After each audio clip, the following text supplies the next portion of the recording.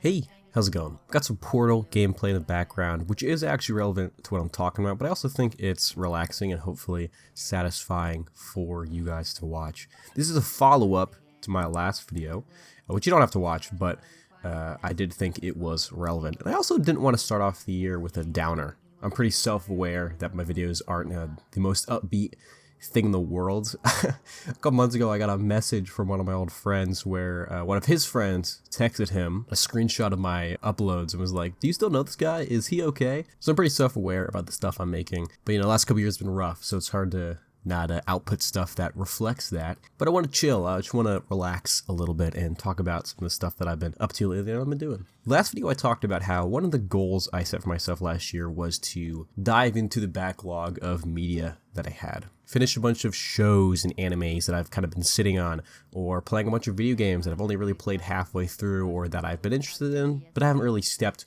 fully into. I uploaded the list on Twitter, but I did a pretty good job at that. I played through pretty much all of the Devil May Cry games. I, end of last year, beat both of the Portal games and Jet Set Radio and Bomb Rush Cyberpunk, and those have become two pretty big hyper fixations for me at the beginning of this year. In December, I had much more free time than I did for the rest of the year, so I sat down and really tried to crank out the hours in these games, and both series have been my hyperfixations for the past month. Specifically Portal. Playing through Portal 1 and 2 really kind of made me look back at Valve as a company, obviously, as a TF2 channel, I guess, which I unfortunately and technically am. Valve is definitely rooted in my history as a person. The Orange Box as a kid deeply affected the course of my life, and I often wonder where I would be, or if I would be happier if my mom never allowed me to buy the Orange Box on Xbox 360. But playing Portal really made me want to dive back into a lot of the games that I've been sitting on, and those were the Half-Life games. I played Half-Life 2 and Half-Life 2 Episode 1 back in 2020, but I never played Episode 2, and I also don't really remember a whole lot of it. And being part of the same timeline as Portal, I wanted to just jump back into it and really experience them for really what they are, which is just amazing, great games. I sat down and I played Black Mesa instead of Half-Life 1, which may be slightly controversial, but I do think it is a better modern experience than going back and playing Half-Life. So I just wanted to sit down,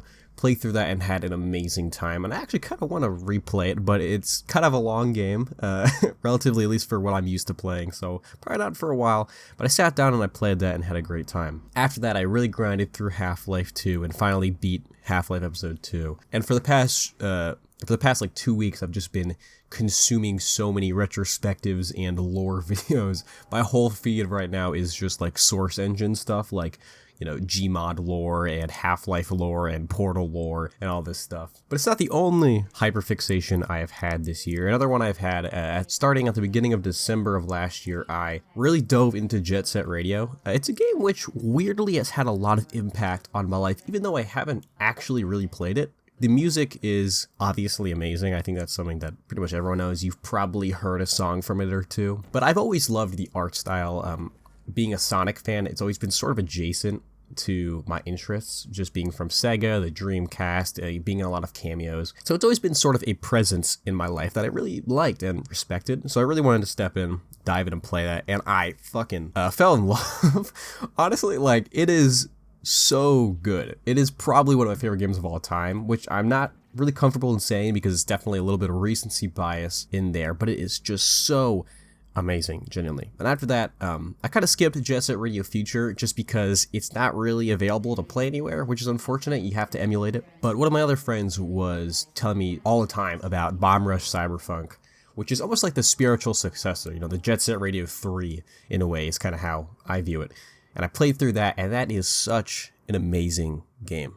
If you can pick that up, I think it's worth full price, which is $40, but if that's a little steep, which I can kind of imagine indie game is kind of seeming like, $40 is a little steep, I'd please, for the love of God, buy it on sale. Please, please, please. It is such a great game. And now I am playing through Jet Set Radio Future, and I'm having such a great time. Video games have become my hobby to relax, which sounds normal and basic, why aren't you playing video games? But since I've been playing them, I've always played multiplayer games, I've always played competitive games, I've always played really fast-paced games, you know, like I mentioned Sonic before. So games were never really my relaxation in a way. I was always stressing about my elo or how hard a certain game I was playing was. The only games I really had to relax in were like Minecraft and stuff, which even then I was stressing about making, you know, my perfect world or whatever. But yeah, sitting down and really focusing in on and appreciating what I believe is art has helped me gain a new perspective. I had beaten a lot of games last year that I thought I wasn't really meant for, you know, like Devil May Cry 3, for example, is a really hard game. I know I can beat hard games, but I just never really sat down and did it. So beating that was like an eye-opener for me of like, oh shit, like I can do this. Trying to get into fighting games, trying to get into rhythm games. While it may sound stupid and they aren't new experiences in the literal sense, they have opened my eyes to show me I can do certain things that maybe I thought I couldn't do. And maybe that's reading too much into it and sounds a little stupid, but it is something I was feeling at the time. But yeah, I think that's going to be it. I did want to just make this video a little bit more relaxed. I didn't really want to make another woe is me type video. So thanks so much guys for watching. Things are going to get pretty busy this year, but I'm going to try to keep up with it. And yeah, see you guys.